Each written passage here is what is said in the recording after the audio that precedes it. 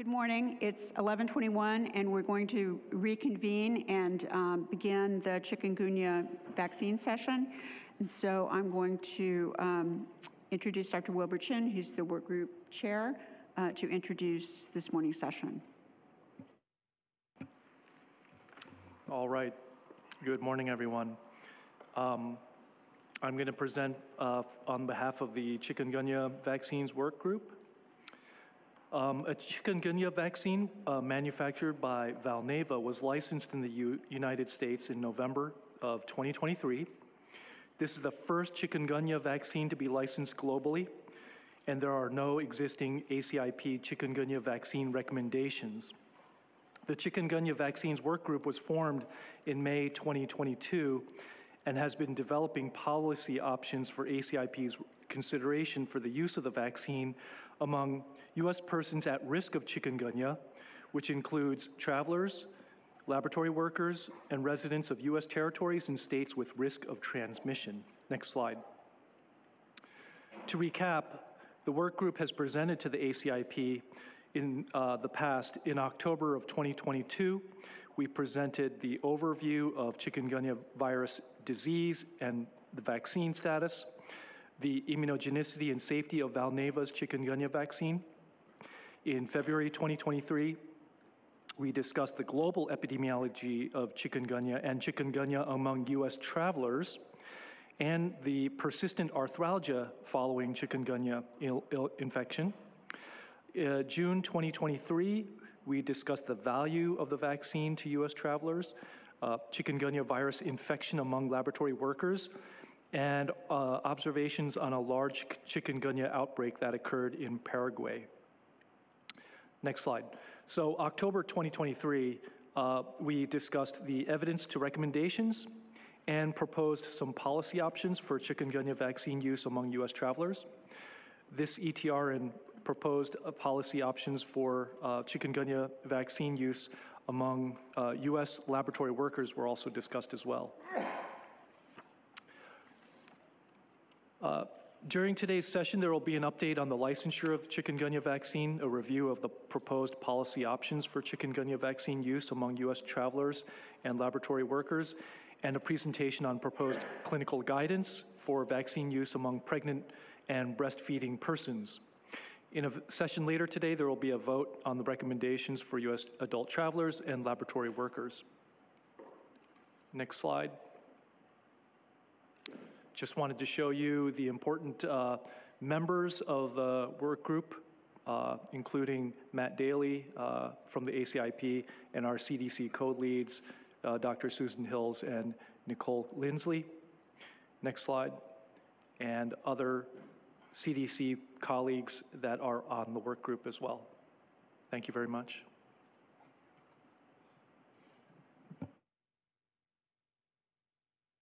Thank you very much, Dr. Chin.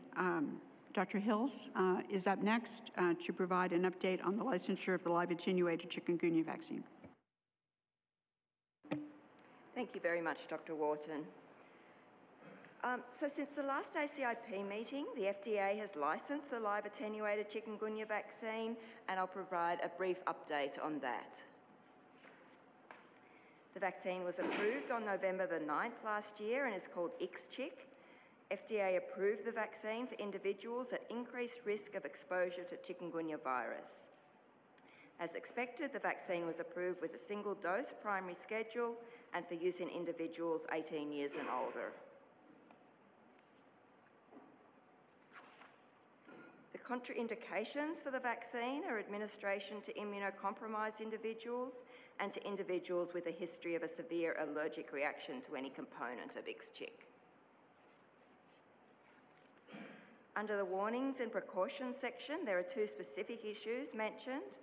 One is that the vaccine may cause severe or prolonged chikungunya-like adverse reactions, and I'll be discussing that in the next presentation. And the second is that vaccine viremia occurs in the first week following vaccination, and there are no data on the risk of vertical transmission to the fetus or neonate, and I'll discuss this topic later when discussing the proposed clinical guidance for use of chikungunya during pregnancy. Finally, I wanted to remind you that the vaccine was licensed through the accelerated approval pathway. Traditional approval would have been very challenging for the chikungunya vaccine, and clinical development would likely have been substantially delayed if this approach was necessary. This is because it would have been difficult to conduct an efficacy trial with a disease endpoint, because chikungunya outbreaks are unpredictable and their duration can be relatively short. In addition, there's no established immunologic correlate of protection. As a result, the accelerated approval pathway was endorsed for licensure of chikungunya vaccines at an FDA VRBPAC meeting in 2019. FDA can grant accelerated approval for products that are for serious conditions and that fill an unmet medical need. With the accelerated approval pathway, demonstration of effectiveness is based on controlled clinical trials showing the vaccine has an effect on a surrogate endpoint that is reasonably likely to predict clinical benefit. For chikungunya vaccine, the marker of protection was based on a neutralising antibody titer estimated from a validated non-human primate model. With this approval pathway, there's a post-licensure requirement for controlled trials to confirm the clinical benefit. And this slide shows the two post-marketing studies that FDA has required. They include a vaccine effectiveness case control study in adolescents and adults aged 12 years and older, which will be conducted in Brazil. It's planned to start by March 2026 and be completed by March 2028. And a pragmatic randomised controlled trial for effectiveness and safety in adults in an endemic area, which is planned for initiation by October 2025 for completion by July 2029. So I'll hand back to Dr. Wharton, and I'm happy to take any questions. Are there any questions for Dr. Hills?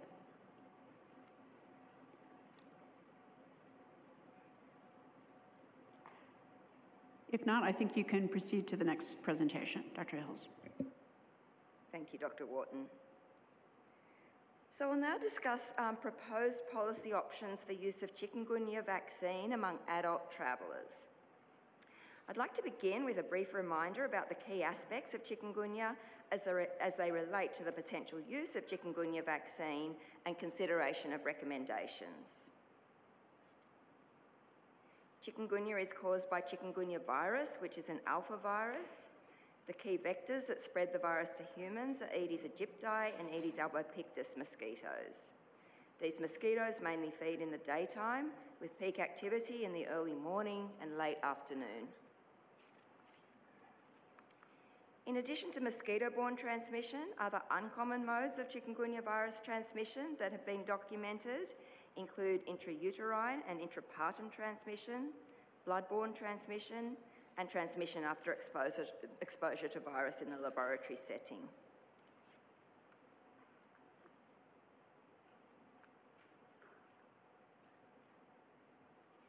Chikungunya virus is typically transmitted in tropical and subtropical regions, although occasional transmission in temperate areas has occurred.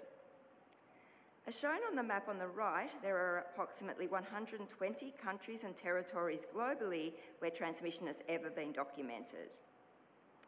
The virus periodically causes large outbreaks, and when they occur, attack rates are often high, with 1/3 to 3/4 of the population affected. Peak virus transmission is usually during the wet season, related to an increase in mosquito populations. And each year, several 100,000 disease cases are typically reported from endemic areas. Clinical illness is characterised by the acute onset of fever and joint pain, which is typically severe and can be debilitating. The joint pain usually involves multiple joints and is most common in the hands and feet, but can also occur in more proximal joints.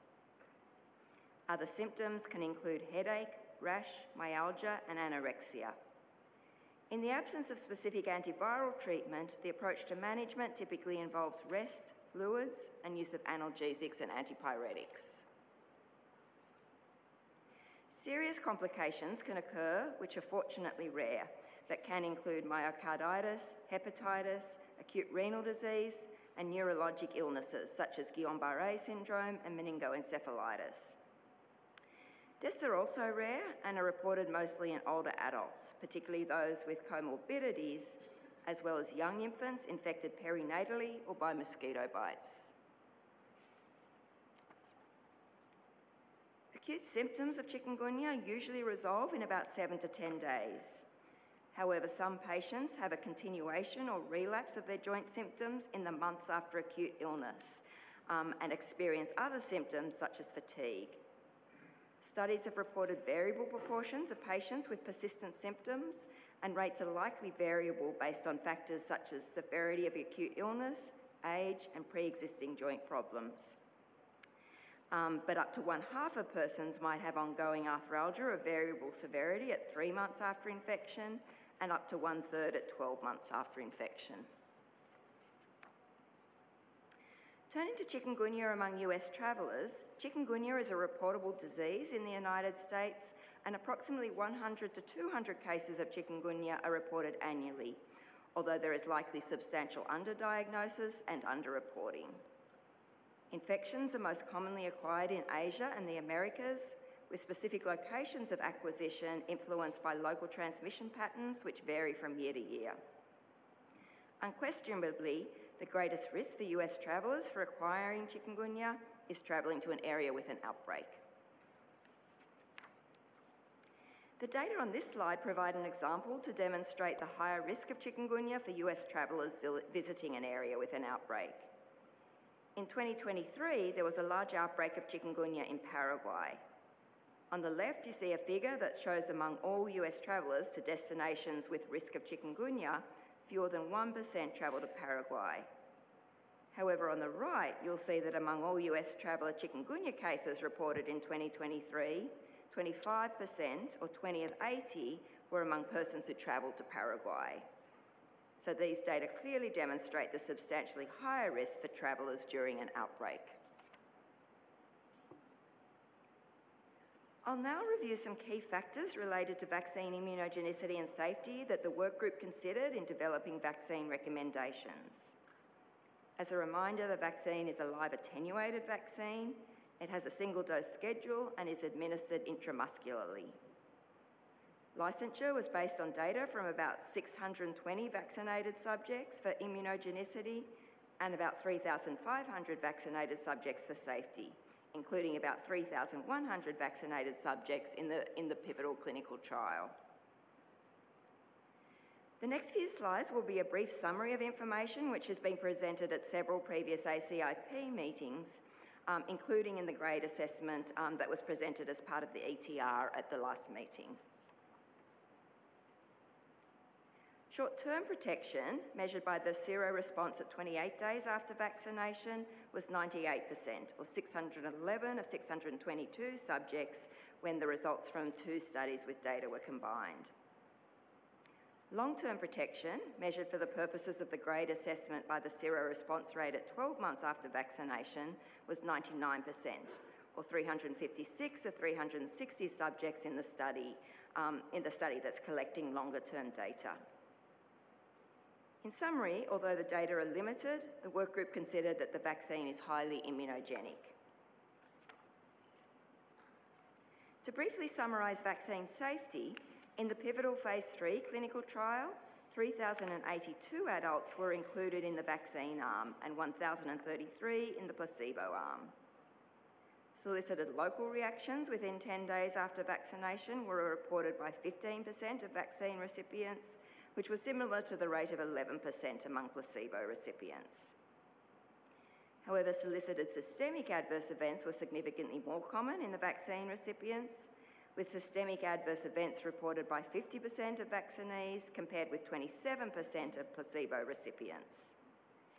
The events most commonly reported in the vaccine arm were headache, fatigue, and myalgia, which were all reported by about 25 to 30% of vaccine recipients. Any related severe systemic adverse events, which were those that prevented daily activity or required medical attention, or for fever was a temperature of at least 102.1 degrees Fahrenheit, were reported by 1.9% of vaccine recipients compared with only 0.1% of the placebo recipients. The commonest events in the vaccine arm were severe fever in 1.3% and severe arthralgia or myalgia, each reported by 0.3% of vaccine recipients. Serious adverse events within 6 months of vaccination were reported by 1.5% of vaccine recipients and 0.8% of placebo recipients, and these rates were not significantly different. 2 events in vaccinated subjects were considered vaccine-related. The work group also looked carefully at the adverse events of arthralgia and arthritis after vaccination, because arthralgia is a key feature of clinical illness with chikungunya virus infection, and the vaccine is a live attenuated vaccine. So in the grade assessment, we included 5 arthralgia or arthritis-related outcomes. Overall, 17% of subjects reported any arthralgia as a solicited adverse event within 10 days of vaccination, which was significantly higher than the rate of 5% in the placebo arm. However, severe arthralgia, persistent arthralgia, arthritis, and new onset or worsening osteoarthritis were not reported at significantly higher rates in vaccinees. Finally, I'd like to discuss chikungunya-like adverse reactions after vaccination, because the vaccine is a live attenuated vaccine, as I've mentioned several times. One of the safety outcomes of interest has been chikungunya-like illness after vaccination. The work group had previously reviewed data based on these types of events, which were defined and referred to by the manufacturer as adverse events of special interest. During FDA's review, they requested a reanalysis of adverse event data based on a revised case definition that was less restrictive than the manufacturer's in terms of timing of onset of events, clustering of symptoms, and duration of the events. The revised case definition identified subjects with fever and at least one of arthralgia or arthritis, myalgia, headache, back pain, rash, lymphadenopathy, or certain neurologic, cardiac, or ocular symptoms that occurred within 30 days after vaccination. The definition is what is used to define chikungunya-like adverse reactions in the warnings and precautions section of the package insert, as I mentioned earlier. With the reanalysis of data from the pivotal clinical trial based on this definition, 11.7% or 361 of 3,082 vaccine recipients met the definition for having a chikungunya-like adverse reaction, compared with 0.6% or 6 of 1,033 of placebo recipients. Most symptoms were mild or moderate, but severe reactions that prevented daily activity or required medical intervention, or for fever was a fever higher than 102.1 degrees Fahrenheit, were reported by 1.6% of vaccine recipients, compared with no placebo recipients. Prolonged reactions, which were those with a duration of at least 30 days, were reported by 0.5% of vaccine recipients and no placebo recipients. The work group closely reviewed the data from this new revised analysis, but noted we had already considered the reactogenic nature of the vaccine previously and had looked closely at similar events, including severe and prolonged arthralgia, when conducting the grade analysis. We also noted that some other reactogenic vaccines have similar rates of adverse events. Additionally, in the evidence to recommendations framework assessment, when considering if the desirable effects outweighed the undesirable effects of vaccination, we had specifically noted that the risk-benefit assessment will vary substantially depending on chikungunya virus transmission intensity and other factors, but we considered that the risk-benefit assessment was likely favourable if vaccine is used in line with our proposed, very defined recommendations. Our review of these data on chikungunya-like adverse reactions did not change that assessment. Overall, the work group summary of vaccine safety is that the live attenuated chikungunya vaccine is a reactogenic vaccine. Because safety data have only been gathered in about 3,500 subjects, it will be important to continue to monitor vaccine safety post-licensure as the vaccine is used in larger populations. So in summary, when developing vaccine recommendations, the work group considered that chikungunya is a disease that can result in severe and often debilitating arthralgia during the acute illness, rare serious complications, and sometimes long-term arthralgia. The highest risk for severe outcomes is among older adults, particularly those with comorbidities, and neonates and young infants. There's a moderate disease burden among US travellers, with 100 to 200 cases reported annually, and there's a substantially higher risk for infection if travel occurs during an outbreak. And finally, that the vaccine is very immunogenic, but also reactogenic. So now I'll present the draft recommendations for ACIP's consideration. These are very similar to the recommendations presented in October when I presented the ETR framework, with some minor modifications based on suggestions from ACIP members. Chikungunya vaccine is recommended for persons aged 18 years or older travelling to a country or territory where there is a chikungunya outbreak. In addition, chikungunya vaccine may be considered for the following persons travelling to a country or territory without an outbreak, but with evidence of chikungunya virus transmission among humans within the last 5 years. And they are persons aged older than 65 years, particularly those with underlying medical conditions, who are likely to have at least moderate exposure to mosquitoes, or persons staying for a cumulative period of 6 months or more. To clarify what is meant by an outbreak in the language of the recommendations, an outbreak will be defined as occurring when CDC posts information on an outbreak on the CDC website. A notice will be posted as soon as CDC becomes aware of an outbreak, and a similar process is used in relation to cholera and for the cholera vaccine recommendations, with information posted when cholera outbreaks occur. The second part of our proposed recommendations is a shared clinical decision-making recommendation for certain individuals travelling to an area with documented human cases but without an outbreak, with the relevant groups of individuals being those older than 65 years, particularly with underlying medical conditions with likely moderate exposure to mosquitoes, as well as travellers who will travel for a cumulative period of 6 months or more, whether that is at one time or based on very frequent travel to risk locations. There is more uncertainty in the risk-benefit assessment in these cases. However, there are likely to be circumstances where some individuals might reasonably choose vaccination, or some providers might wish to recommend it. In these circumstances, it's appropriate for there to be a conversation between the healthcare provider and patient about the risks and benefits, including the likelihood of exposure based on factors such as activities, time of year and duration of travel, the disease and its potential severity, the vaccine's efficacy, and the possibility of vaccine-associated adverse events. This approach also allows the traveller's personal perceptions and tolerance of risk to be taken into account. To provide additional information on why we selected the respective groups for the shared clinical decision-making recommendation, in regard to older persons, we know that among adults, the key risk factors for severe chikungunya disease are older age and underlying medical conditions. And the key risk factors for chronic arthralgia after chikungunya include older age and pre-existing joint problems, which are also more likely in older persons. The risk for higher morbidity and mortality in older persons is supported by data from the 2023 outbreak in Paraguay. Although overall risk for hospitalisation and death from chikungunya is low, there is a markedly higher risk for older persons. The graph shows data by age group, with the number of hospitalisations in the blue bars and the case fatality rate in the dark blue line. And the data clearly indicate the higher risk for hospitalisation and death in those over 65 years.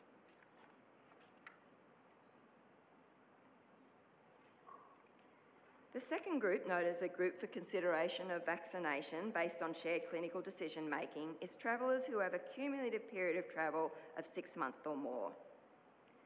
Although the key risk factor for chikungunya virus infection among travellers is the intensity of transmission, far more so than the duration of travel, if there is equivalent transmission in different areas, then the cumulative duration of exposure becomes important. Additionally, even though a destination might be a low-risk environment overall, transmission patterns can be unpredictable over the longer term, and there is likely to be some seasonal variation in mosquito activity that might impact risk. And finally, US expatriates in locations with risk might not have access to a vaccine if the risk in the country were to increase or an outbreak began, because at the present time, the vaccine is only licensed and available in the United States. So the work group considered a shared clinical decision-making recommendation was also appropriate for this group. I'd like to explain why the recommendation refers to evidence of chikungunya virus transmission among humans within the last 5 years. So the rationale for the timeframe is that given the challenges and deficiencies in surveillance, a 5-year timeframe provides an interval that allows reasonable confidence that there is transmission in a certain location, or conversely, that there is insufficient transmission for there to be a concern for travellers. The tool to provide this information will be a map which shows countries with reported chikungunya virus transmission among humans during the last 5 years, and it'll be posted on the CDC website. And a mock-up example is there on the right. To clarify one final point, the language of the recommendation refers to moderate exposure. Text will be provided with the recommendations that indicates moderate exposure could include travellers who might have at least 2 weeks cumulatively of exposure to mosquitoes in indoor or outdoor settings, and it does not include travellers who might have limited exposure to mosquitoes, for example, those travelling for business and likely to be mainly in mosquito-protected indoor settings. So finally, I'll end by noting that when the work group was developing the recommendation options for ACIP's consideration, we aim to develop recommendations that balance the desirable and undesirable effects of vaccination based on consideration of all the disease and vaccine factors. The recommended component of the recommendations aims to target the travellers with highest risk, where the benefits of receiving the vaccine almost certainly outweigh the risks.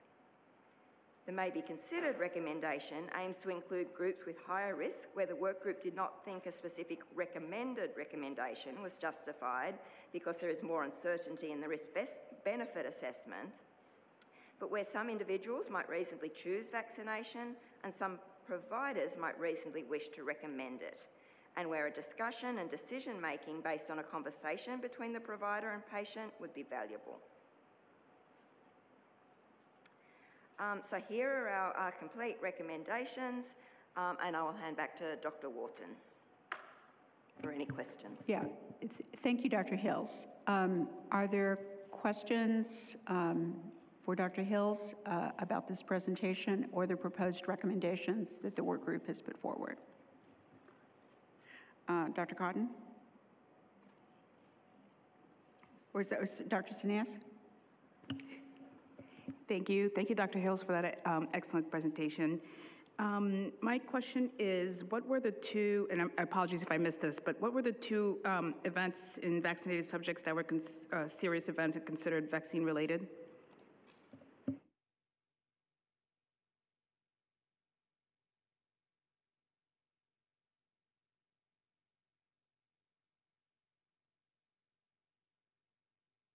Thank you. So the first case was a patient hospitalised for severe myalgia. She was a 58-year-old female with a history of fibromyalgia and with multiple comorbidities. She was hospitalised for 5 days for management of the myalgia, although there was limited objective evidence of the severity of her symptoms on physical examination or laboratory investigations. She'd fully recovered at 30 days. Second case was a 66-year-old male who developed myalgia, severe fever, headache, diarrhoea, and some other systemic symptoms a few days after vaccination. They continued, and he was hospitalised at about 10 days after vaccination with atrial fibrillation and hypovolemic hyponatremia. He was hospitalised just for a few days and had fully recovered by 23 days.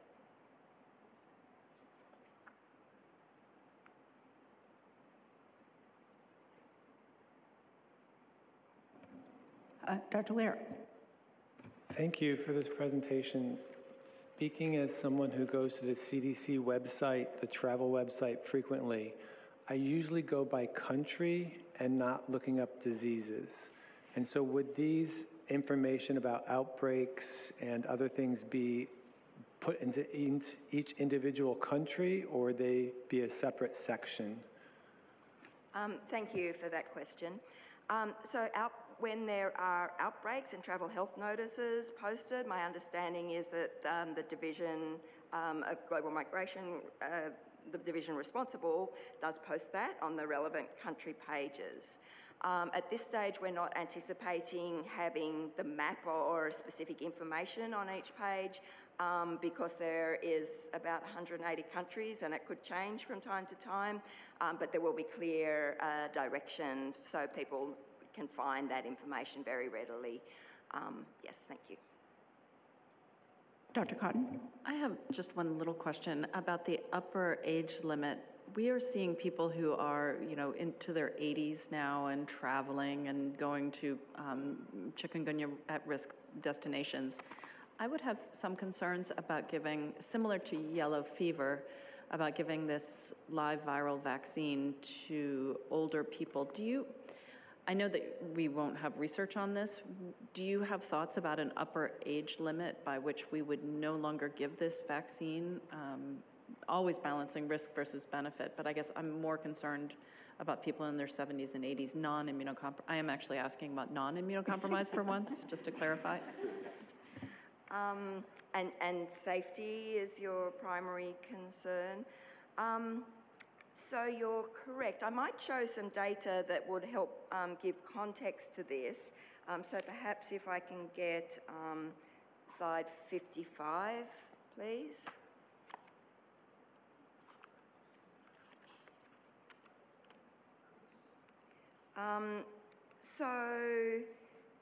I'll just briefly run through a few slides, but so you can understand the data in the graph. So they're shown by age group with a percentage of subjects with the adverse event represented by the height of the bars and the severity illustrated by colours, with the blue being mild, yellow being moderate and dark green being severe. So this graph shows the data for arthralgia and the rate of arthralgia and severity of arthralgia after vaccination, and clearly it didn't increase with age. You'll note the final column is 78-year and older data, and it's included for completeness, but there were fewer than 30 subjects. As you noted, there are a limited amount of data, so the results are presented but potentially imprecise. Next slide, please. 56. So this graph is frequency and severity of fever by age group. Fever was actually more frequent and more severe in the 18 to 27-year-old age group. The frequency was fairly similar in all the other age groups, with the percentage of severe fever among all fevers, again, higher in the younger age groups. Next slide.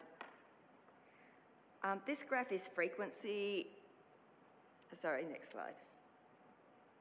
Thank you. This graph's frequency and severity of headache by age group, so the percentage of subjects with reported headache decreased overall by age group, and severe headache was rarely reported. And then finally, sorry, two more. The next slide, please. This is frequency and severity of fatigue by age group, so there's some variability, but overall not substantially different frequencies of severity or fatigue in any age group. And then finally, this is myalgia by age group, and frequency and severity, sorry, in the next slide, sorry. Again, frequency and severity is similar in all age groups. So as you said, there are a few data. I think what is, what the data do suggest, though, is there isn't, even as you move up towards those higher age groups, there is not a higher frequency of any particular adverse events. They're either similar or lower in the older age groups. So overall, we would definitely like more data, but not a major concern at this stage. Thank you for the question.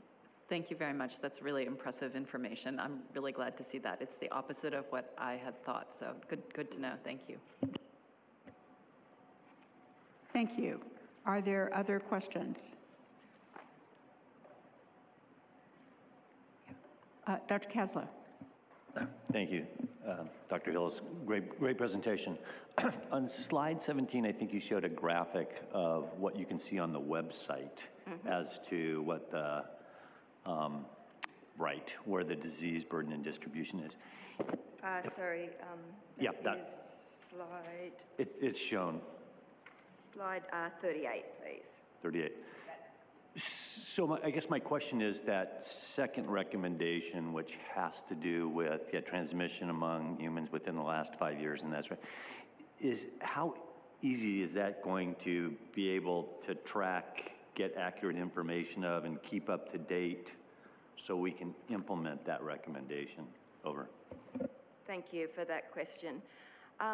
Yes, so there are a variety of sources that CDC uses to get this information. So clearly CDC is interacting with the World Health Organization and PAHO, monitoring media reports, and we wouldn't take a media report at face value, but we definitely might investigate it if there was any suggestion that it was a true report.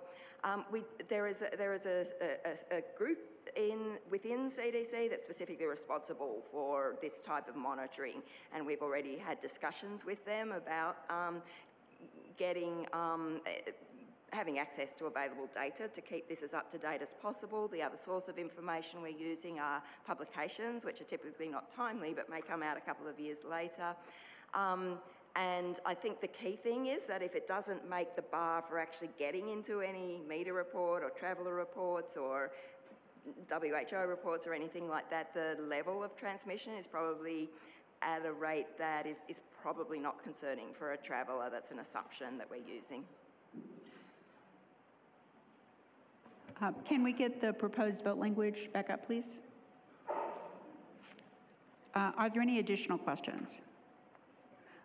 Dr. Brooks. Yeah, one quick question. I was struck by the 1.6% that had symptoms a year later.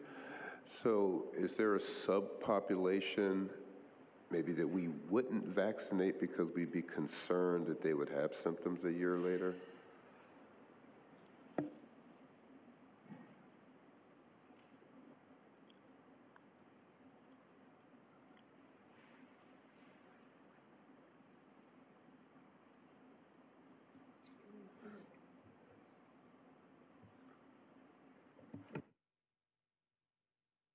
Sorry, could you ask the question again? I noted in your presentation that 1.6% had symptoms a year later after the vaccine. Or is that from the illness? Sorry, thank you for that question. Okay. So to clarify, that is not quite correct. When to clarify the information, there were a number of subjects that had prolonged arthralgia that was part of the chikungunya-like adverse reaction analysis. That was through 6 months, not 1 year. My understanding is that one of them actually resolved a couple of days after 6 months, and one of them was not documented as resolving, but informally the event did resolve. So it was only 2 subjects, two individuals? That had a chikungunya-like adverse reaction that was 6 months or longer. All right. I think that was what you're asking. Sorry if I'm not understanding. Thank you. Sorry, were you asking about the vaccine or the disease? Vaccine. Yeah. All right. We are going to have another presentation on the work group considerations around use in laboratory workers, but I think before we moved on to that it would be good to get a motion for these recommendations. Here is the proposed language from the work group.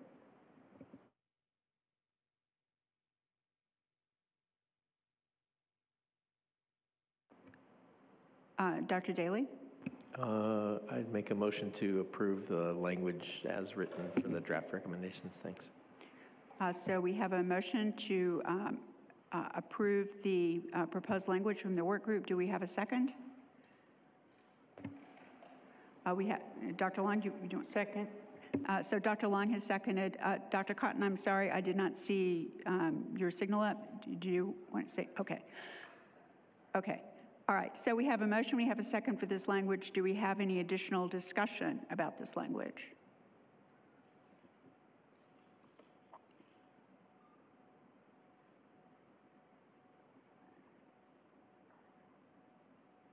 Any questions?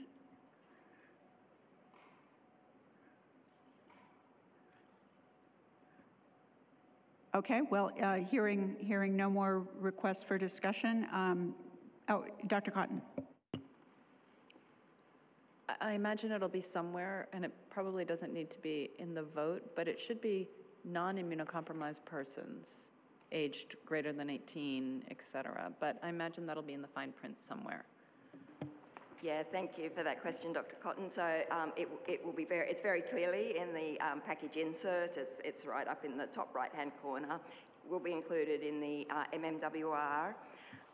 The reason we haven't included that language in the actual, that word in the actual language is for two reasons.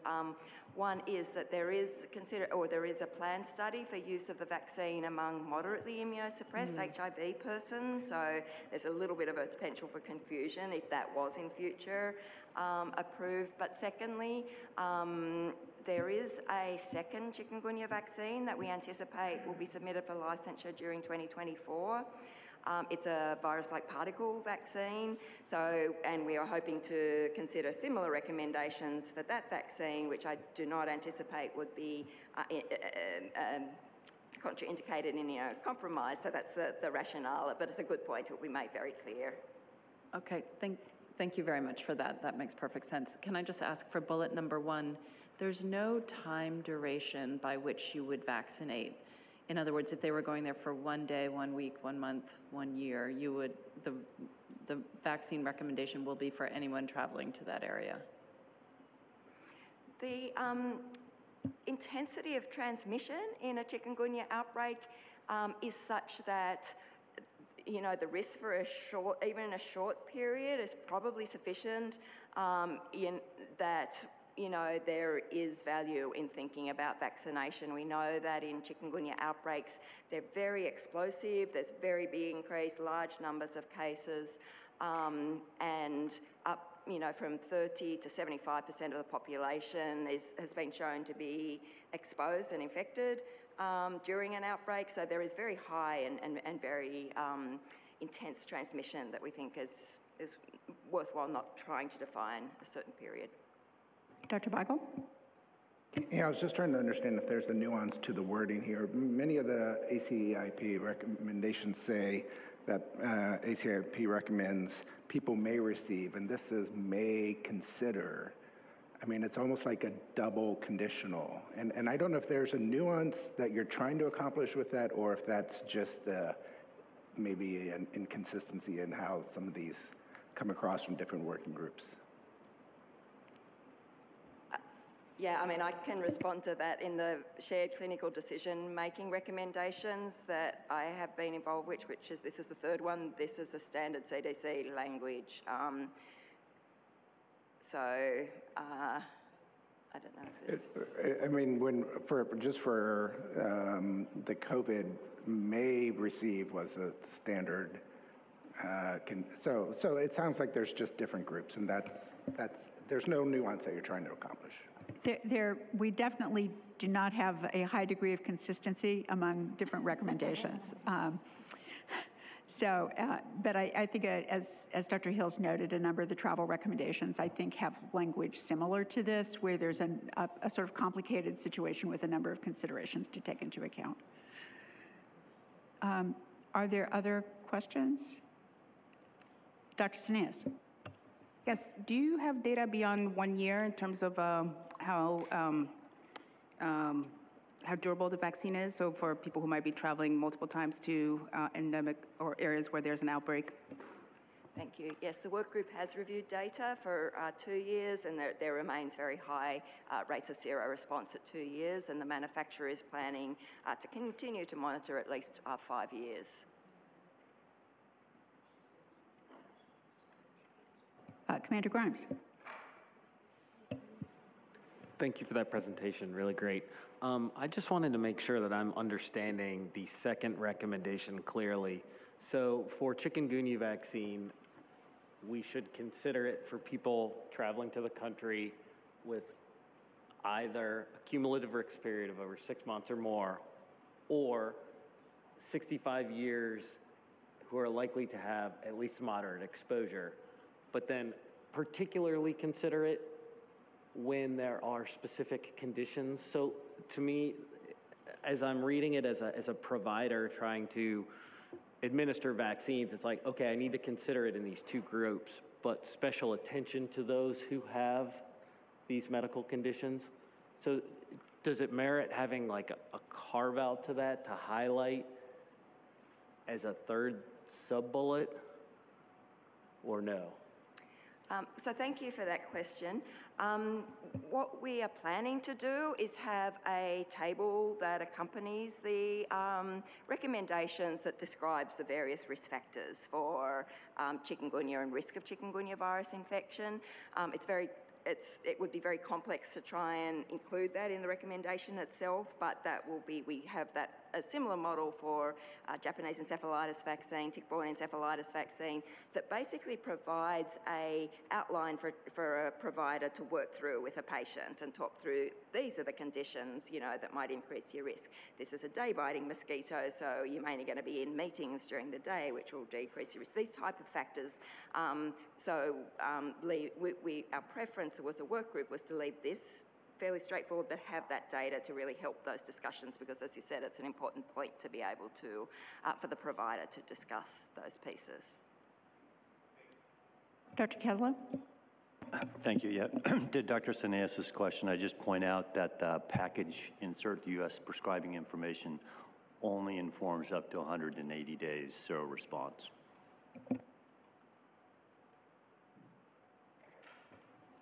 Okay, I'm seeing no more hands up on this topic. Dr. Hills, you can move on to your next presentation. Thank you, Dr. Wharton.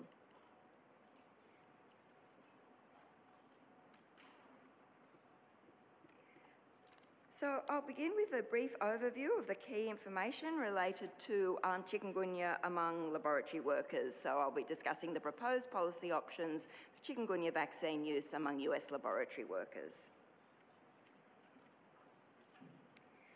At least 44 cases of chikungunya virus infection in laboratory workers have been reported worldwide during the last 50 years. 43 cases were cases of overt disease, one was an asymptomatic infection, and there were no deaths. In regards to US laboratorians, 4 disease cases have been notified in the 8-year period since chikungunya became a nationally notifiable disease in the United States in 2015. The symptoms of infection in these cases were similar to those described among individuals with chikungunya acquired through the mosquito-borne route, and 1 case was hospitalised for observation, and there were no deaths. These identified cases likely underrepresent all infections in laboratory workers, as there is no formal laboratory surveillance system for reporting these events. Documented routes of transmission of chikungunya virus in the laboratory have been through the aerosol route and the percutaneous route. Among cases of percutaneous transmission with more detailed information available, 2 researchers experienced a needle stick injury while they were working with and injecting mice, and for a 3rd case, a researcher experienced a forceps prick while dissecting mosquitoes infected with chikungunya virus. Although not documented, transmission through accidental mucosal exposure is also likely possible. Factors for consideration in regards to the recommendations for the laboratory workers are that vaccination will be required for only a limited number of laboratory staff who might be exposed to live chikungunya virus capable of replicating and therefore infecting laboratory workers. Vaccination is not necessary or recommended for workers handling routine clinical samples who should consistently be using standard practices for handling patient samples. Therefore, the recommendations are specifically for a small number of laboratorians in laboratories in the United States who are undertaking research into chikungunya or performing very specific diagnostic work using live virus. And this might be a test such as the plaque reduction neutralization test. So the work group summary is that the benefits of vaccination likely outweigh the risks for the small group of laboratorians working with live virus, given the potential for them to acquire chikungunya virus infection, which can result in severe polyarthralgia during the acute illness and possibly chronic arthralgia. And our draft recommendation is the same as that presented to ACIP in October last year as part of the ETR. And it is that chikungunya vaccination is recommended for laboratory workers with a potential for exposure to chikungunya virus. The recommendations will be presented with additional text to provide clear information for implementation, including noting that a local institutional biosafety committee should undertake a risk assessment of the potential for exposure to chikungunya virus for each laboratory worker working with the virus, considering the type of work to be performed and the biosafety level at which work will be conducted, and that vaccination is not necessary for workers handling routine clinical samples. So this is our proposed recommendation again, and I'll hand back to Dr. Wharton again. Thank you, Dr. Hills. Are there any questions for Dr. Hills or discussion related to this proposal from the work group?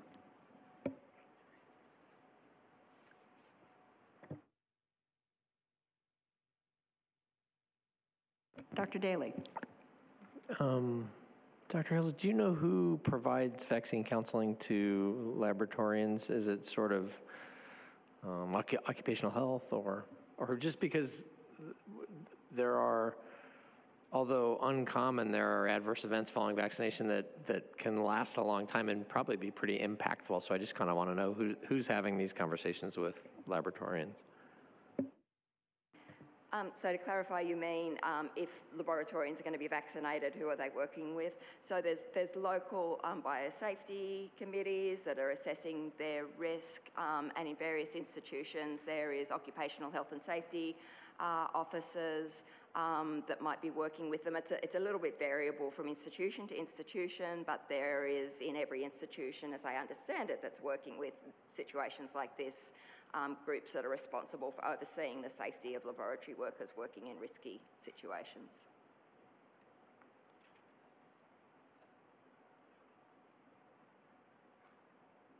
Dr. Lair. I'd like to make a motion to accept the recommendation as written on the screen. So we have a motion to accept the proposed language that chikungunya vaccination is recommended for laboratory workers with potential for exposure to chikungunya virus. Do we have a second? I'd like to second that Okay, motion. Dr. Sineas has seconded the motion. Is there any additional discussion or questions?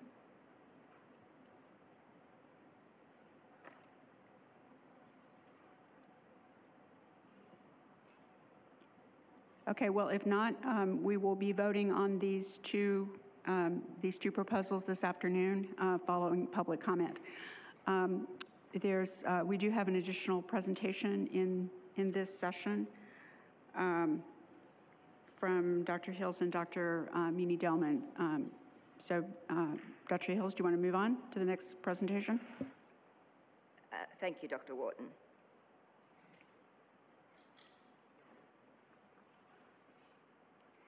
So I'll begin by discussing the proposed clinical guidance for use of the live attenuated chikungunya vaccine in pregnant individuals, starting with some background information on chikungunya disease during pregnancy. The spectrum of illness when chikungunya virus infection occurs in pregnant persons appears to be similar to that among non-pregnant persons and does not appear to be more severe.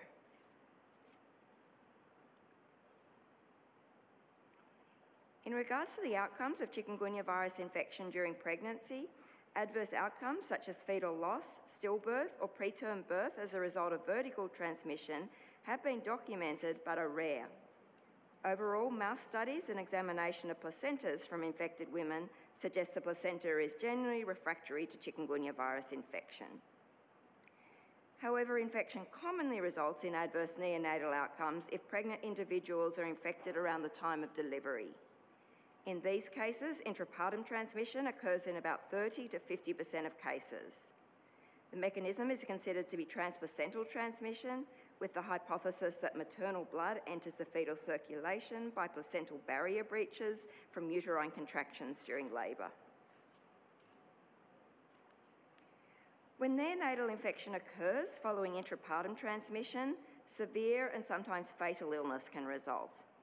Rates of severe disease are difficult to quantify because there are very few cohort studies, but in one prospective study, 53% or 10 of 19 infected neonates had severe illness.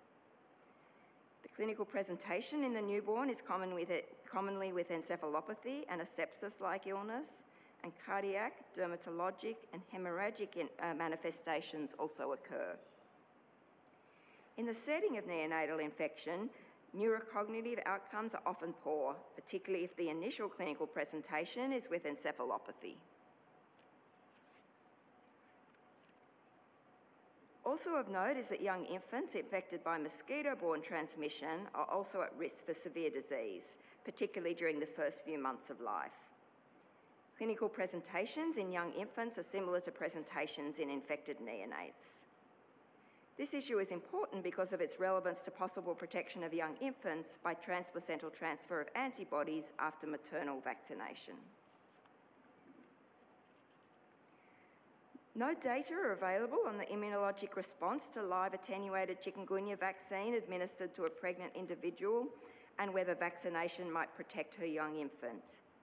However, transplacental transfer of antibodies after maternal immunisation has been demonstrated to confer protection with most vaccines, and demonstrated benefits include decreased hospitalisation rates for infants, for example with influenza, COVID and RSV vaccines, and decreased risk for preterm birth, for example with COVID vaccine. The data are insufficient to determine whether there are any safety risks from vaccination during pregnancy because pregnancy was an exclusion criteria in the clinical trials and only 2 pregnant persons were inadvertently vaccinated.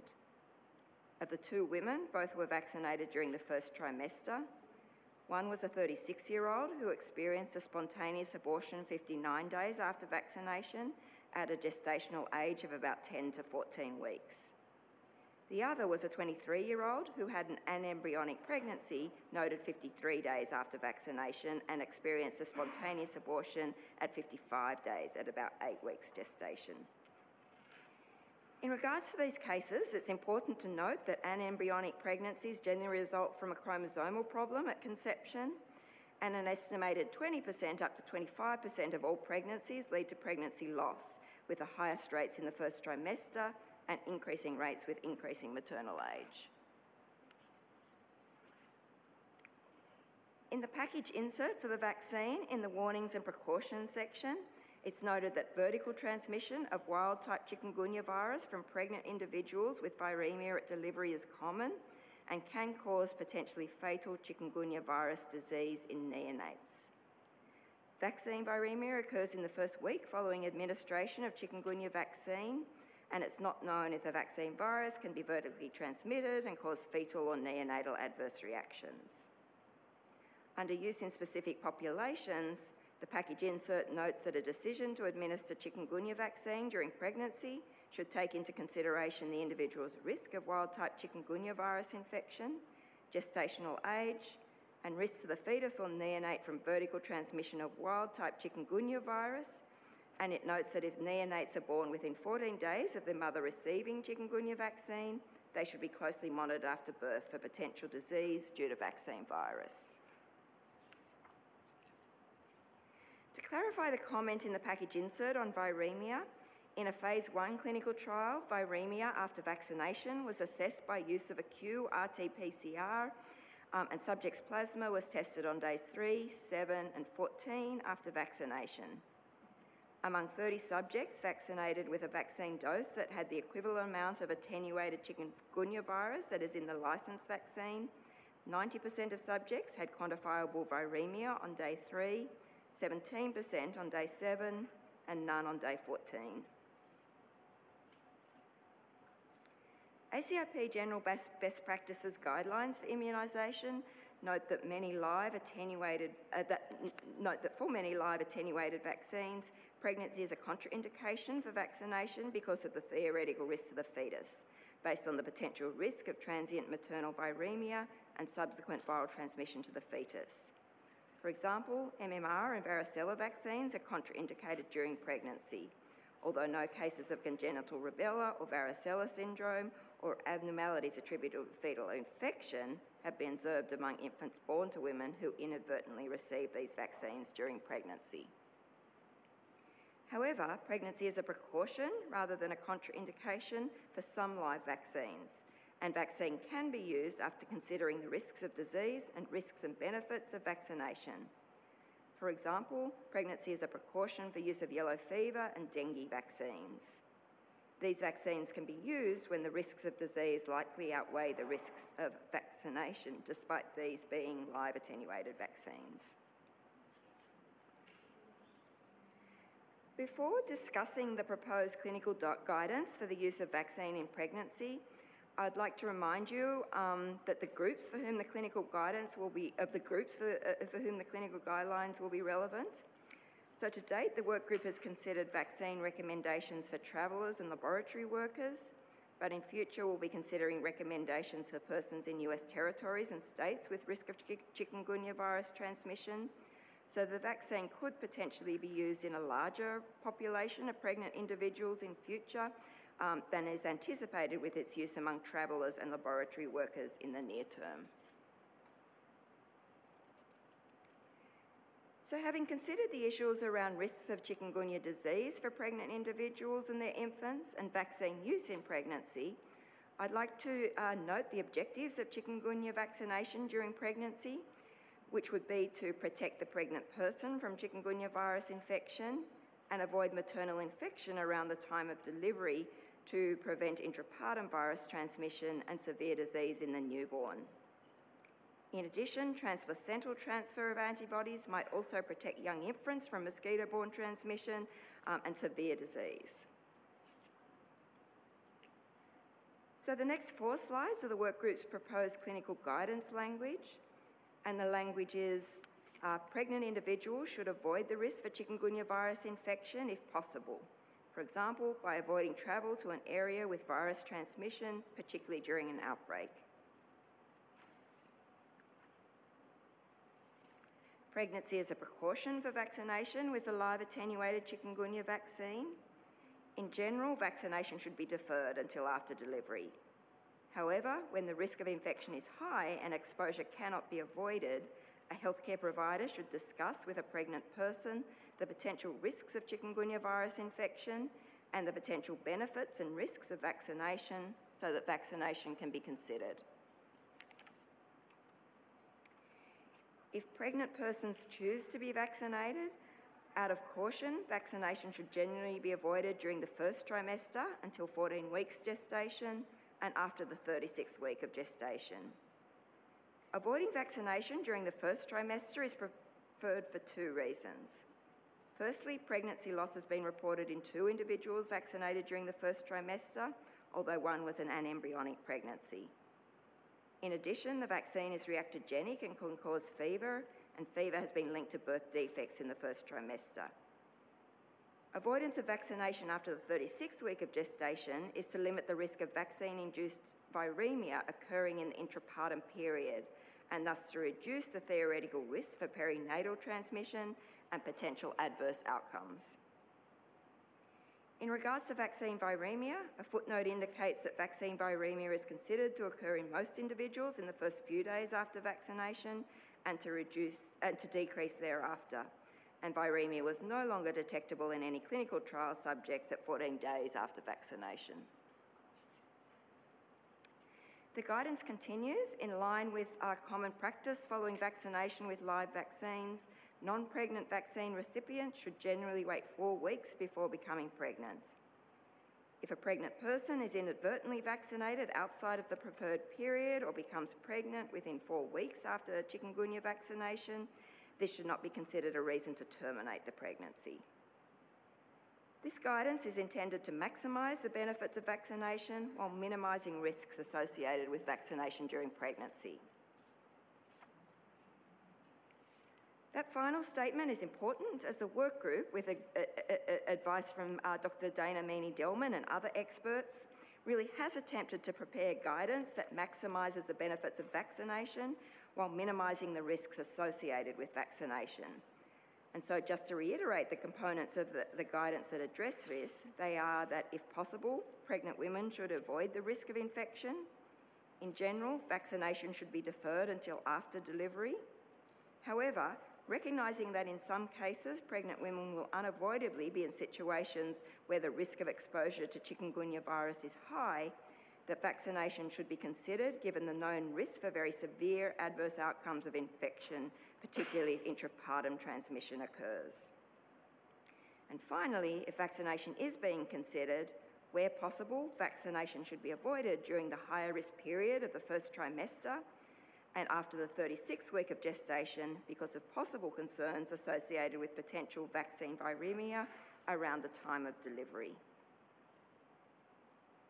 I'll now discuss the proposed clinical guidance for use of chikungunya vaccine in breastfeeding individuals, again starting with some background information relevant to chikungunya disease and vaccination in breastfeeding individuals. Chikungunya viral RNA has been detected in breast milk of women in endemic areas on very rare occasions, but no studies have reported detection of replicating virus.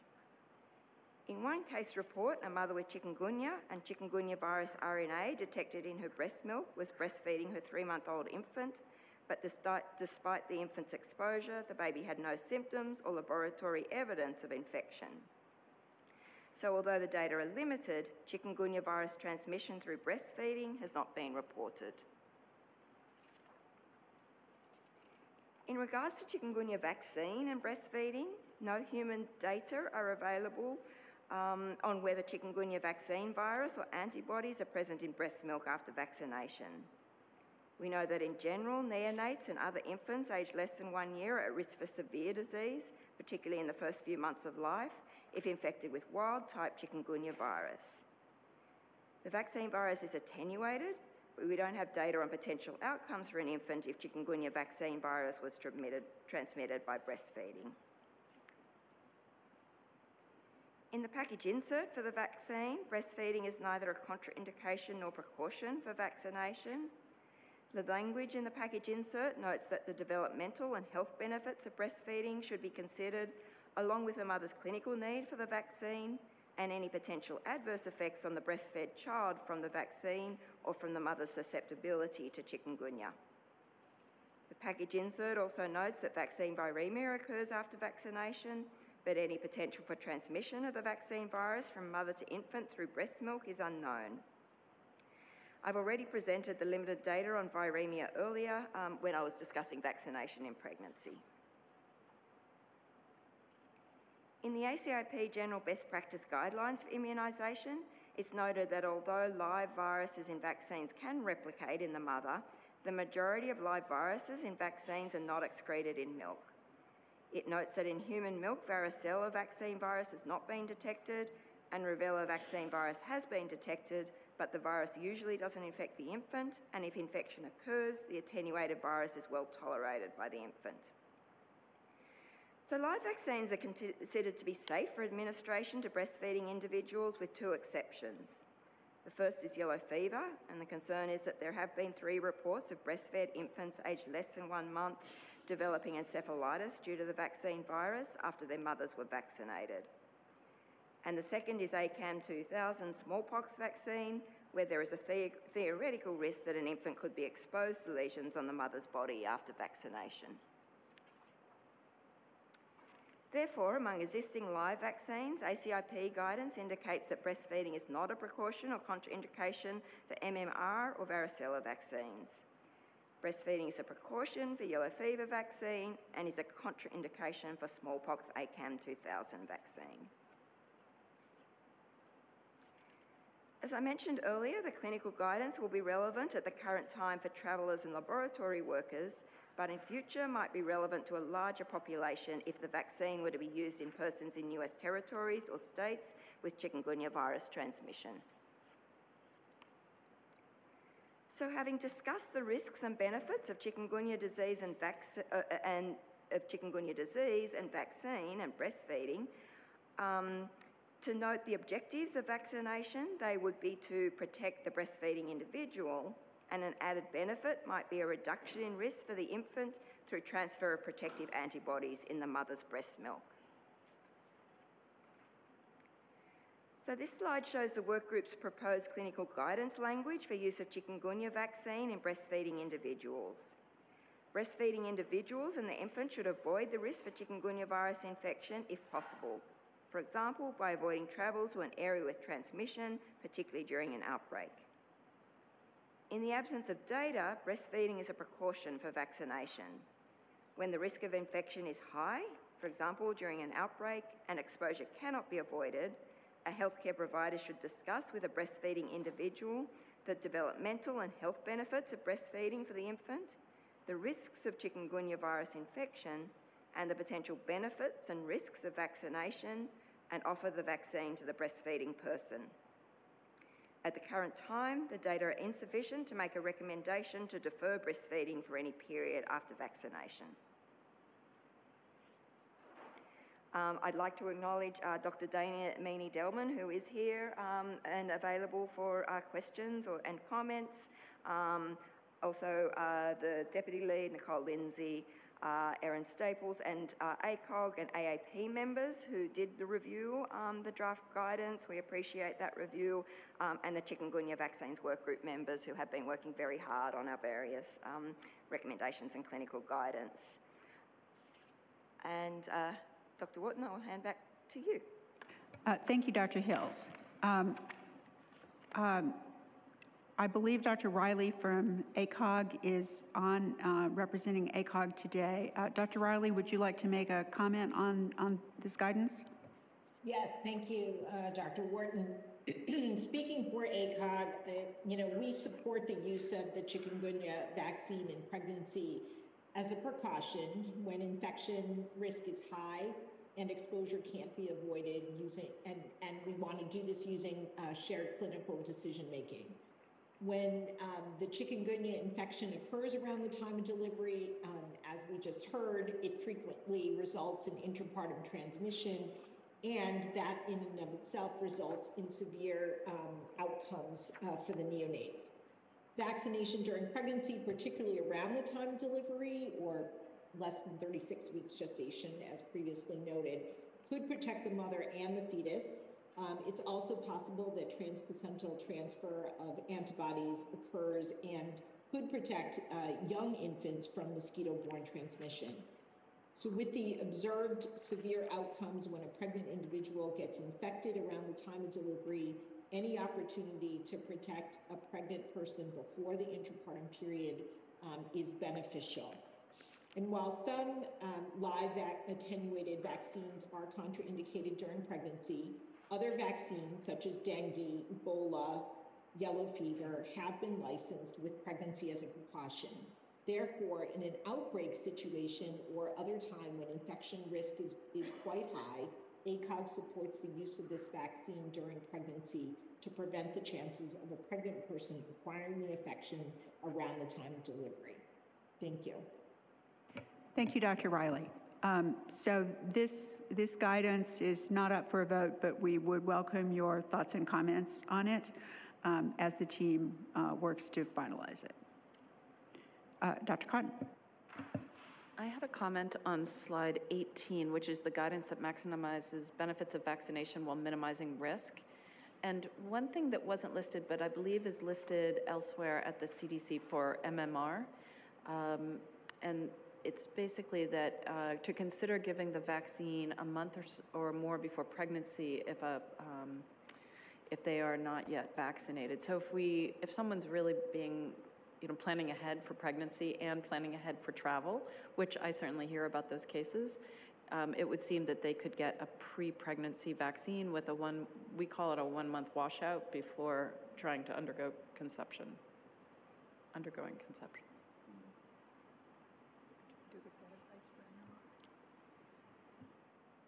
So I would just add that I would add it to the list, potentially.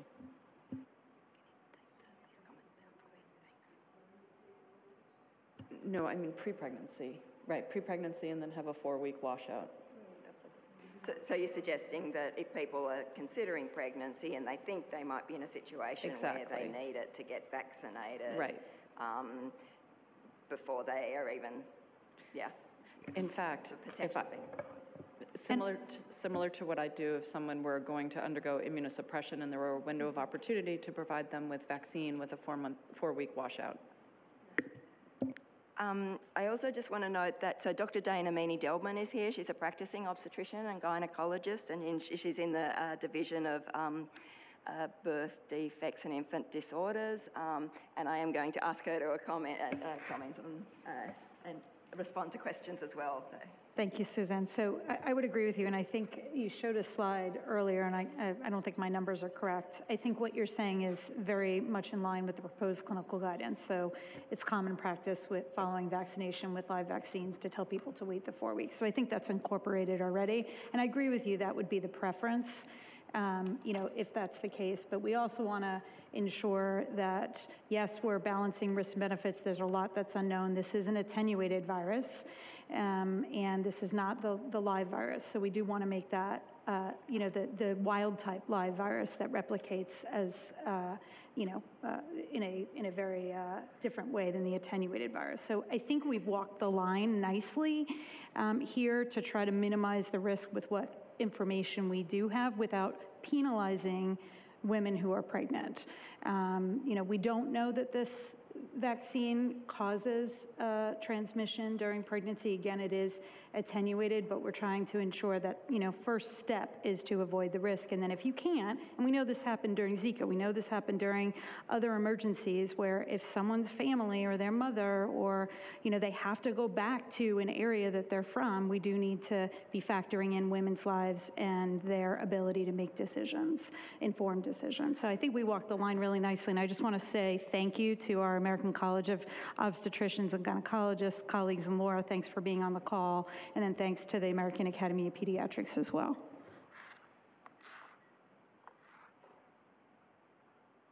Dr. Lon?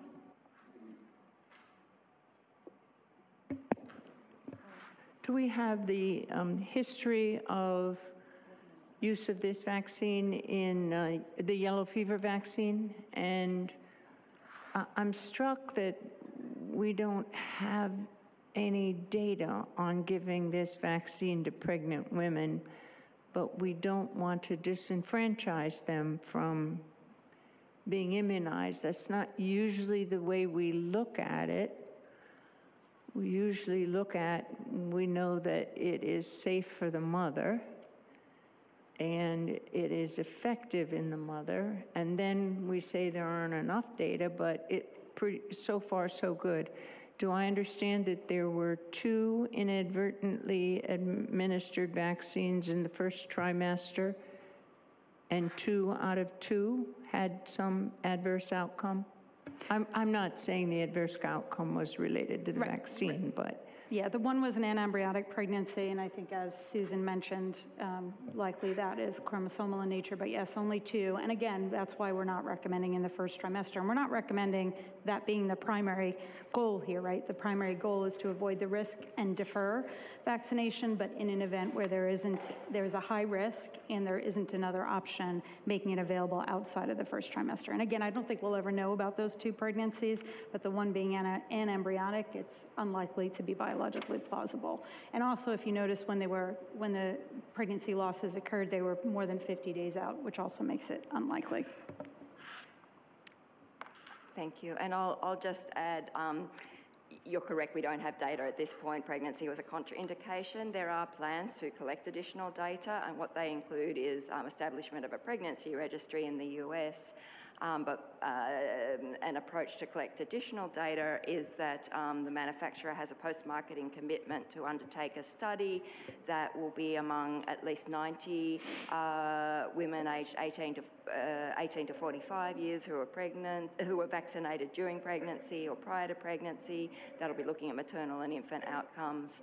And that's planned to be implemented in Brazil with the plan to complete it by September 2027. So there will be some additional data, but because it was a contraindication for enrolment in the studies. You know, we're in a situation of wanting to provide clinical guidance, particularly in the setting, as I said, you know, where travellers at the moment are a limited population. But if we have an outbreak in a territory, a US territory, for example, you know, as I've mentioned several times, you know, 30 to 80% of the population can be affected. There could be a lot of pregnant women who might be exposed to chikungunya and exposed to the risk of the adverse outcomes of chikungunya. So we're trying to create some pragmatic clinical guidance at this point.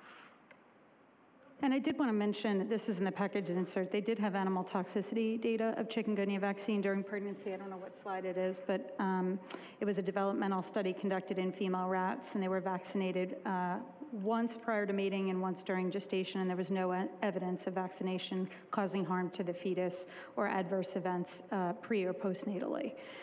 So that was done in rats, and we don't have data in pregnancy, but that's not atypical. And I would say there has been a change since COVID where we didn't have safety data, for example, with COVID vaccine, but we knew the disease had real severe consequences during pregnancy. So we did make that COVID vaccine available for pregnant women, even in the absence of safety data around the vaccine, because we knew the disease was bad.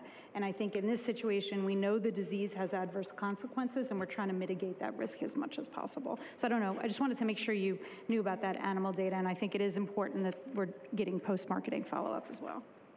The other consideration is we don't have the data that vaccine administration to the pregnant lady who then has not necessarily reactogenicity, but has some of these mild arthralgias, et cetera, clearly has a viremia, if that doesn't precipitate labor and delivery, which then has a baby who's exposed to viremia, because, you know, pregnant women are immunosuppressed so that they don't, you know, reject the fetus, and newborns are not immunologically as capable as 3-week-old babies. So a recommendation to commit something, which is give the vaccine, rather than omit something. Matt gave me those words earlier. Just to be sure that the mother is protected from this virus seems a little different. Commit to, on purpose, give a vaccine that we don't know is safe in pregnant women. Dr. Kaslow, and then Ms. Hayes. Yeah, just to pick up on the point that you just made in terms of chikungunya versus COVID and maternal risk. Is it fair to assume that the totality of the evidence suggests that a chikungunya infection during pregnancy, other than the latest part of pregnancy, does not present an increased risk compared to a non-pregnant individual, which I think is a striking contrast to what we're seeing with COVID. Is that? Yeah, thank you for that question, and I can provide you a little bit of additional data on that. So the antepartum period is there. Could I have slide 31, please? Thank you. So I'll make a general comment to start that there is variation in reported rates of maternal to child transmission and the frequency of neonatal adverse events, which reflects biases in many of the studies, such as selection bias and problems with loss to follow-up, and often in the locations where they've been done, not the inability to really carefully follow the outcomes. Having said that, among the methodologically stronger studies, and there is a couple of these that are very good, so adverse outcomes such as fetal loss, stillbirth or preterm birth have been documented but are very rare. So in one study among 678 women infected in the antepartum period, 3 fetal deaths occurred, so that was 0.4% of all pregnancies. They were all fetal deaths in women infected at under 20 weeks gestation, and they were confirmed by detection of viral RNA in amniotic fluid or placenta or fetal brain. Of note, of course, this was wild-type chikungunya virus, not the attenuated vaccine virus. And then in 2 studies that compared pregnancy outcomes between women infected with chikungunya virus during pregnancy and uninfected women, the frequency of stillbirths and preterm births was similar between chikungunya infected and uninfected women. So there are some reassuring data. There's really been the risk in the period other than the intrapartum period is really very, very minimal. So just to concretely answer your question about severity, so we don't see an increased risk of chikungunya virus infection in the pregnant person being more severe. I think Dr. Hills showed that data.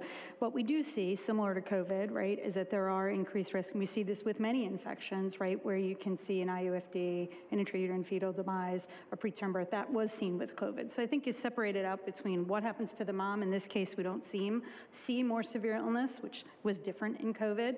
However, in COVID, we saw an increased risk of stillbirth, IUFD. We saw an increased risk of preterm birth. There seems to be that same signal here, with the greatest risk being around the time of birth, getting infected around the time of birth. So I think it really boils down to, we know the virus around the time of birth is not ideal. The wild type virus can get across the placenta, make the babies really sick, you know, and even have long-term consequences associated with it, right? So we're trying to balance that situation of avoiding that wild type virus.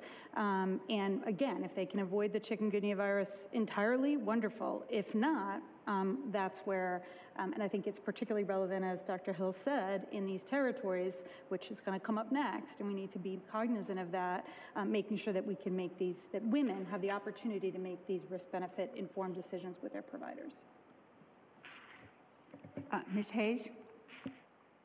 Yes, Carol Hayes with the American College of Nurse and Midwives. I think we have to be really careful here making assumptions about what happens when an inadvertent administration of a vaccine occurs. The fact that 2 women reported a spontaneous abortion after being vaccinated. We have absolutely no idea how many were inadvertently vaccinated who went on to have a successful pregnancy. So the fact that 2 women self-reported that they had a miscarriage and then they went back and noticed that they had been vaccinated, I don't think we should make any assumptions about that data.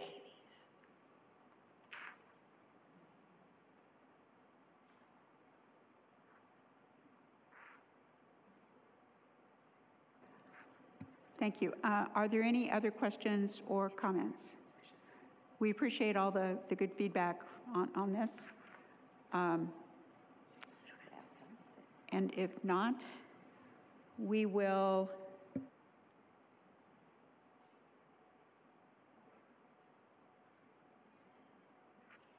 so we will adjourn until 1:30 Eastern Time, and we'll reconvene at that time for the diphtheria tetanus session. So thank you very much, and we'll see you back in about 40 minutes.